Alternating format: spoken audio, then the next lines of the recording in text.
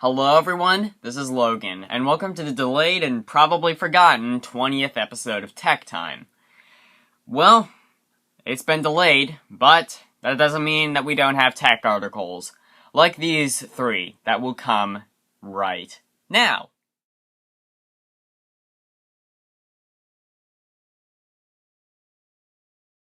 Say, are you tired of losing your car keys, wallet, or other assets due to lack of responsibility? Well, if so, HTC has the answer. Introducing HTC Fetch. Now, what is HTC Fetch, and how does it prevent me from losing my car keys? Well, it's quite simple. First of all, you need to buy this accessory. I don't know how much it costs, probably no more than maybe $20, $30. And you put it on your car keys, wallet, amputated body part, whatever you think you're going to be losing. And then you download this little app on your smartphone. Didn't really make it clear whether it had to be an HTC smartphone or, for that matter, an Android smartphone. But let's just make that bit up. So the idea is, if you're within 20 feet, it brings a little beep. So this accessory will beep, and like if you've lost your keys or wallet around the house, you will hear that beep. Sort of similar to Apple's Find My iPhone. Now, if you're further than 20 feet, it will send out a GPS signal to track the coordinates. And that's how that works. So, like, let's say you're afraid you lost it at the restaurant. You can send out GPS coordinates, and there you go. So it seems like a pretty good thing, and I would imagine that me, along with many other people, would probably benefit from this quite a bit. Anyway, on to the next thing.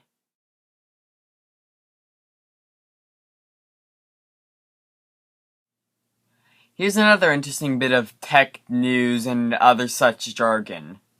Apparently Apple is doing a USB Tradeback, meaning that if you have a third-party USB cable for an iPhone, iPad, iPod, iVacuum cleaner, iBookshelf, iDishwasher, and certain models of the iCalifornia cheeseburger, then you can return them for an official one, $9 off.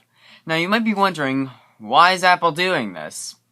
Well, the two reasons why Apple is doing this, both have to do with electrocution. Basically, 2 people in China died because of faulty USB cables and electrocution, and you can pretty much guess how the story goes from there. So, as a result, Apple is now doing a USB Tradeback. Now, this starts August 16th and ends October 18th. So you have about 2 months if you happen to have a third-party USB adapter. And, I don't know, maybe you're also concerned about electrocution, even though, be honest, my opinion, I think they were just, I don't know, I think it was just either a faulty power adapter, or maybe their house had faulty electric or something like that, or I don't know, but I don't think it's the power adapter's fault. Anyway, on to the last thing.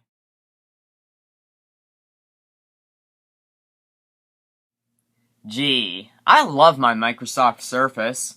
What with it running Windows 8 and whatnot, being more advanced than the last operating system, having an app store of applications that you probably wouldn't use unless you were forced to with an RT unit. Basically, I love Microsoft Surface. But if only it could run Android. Well, HP has rectified that problem with the HP Slatepad, so basically the most generic name you could give a tablet apart from maybe iPad. Alright, so here's the part of the show where I basically stand up straight, throw my arms up, and say to the world, I screwed up.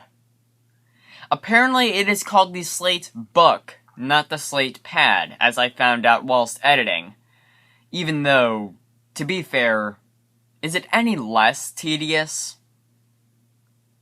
Anyway, on to the rest of what I said a few hours ago. Now, I'm just going to say this. I hate the idea.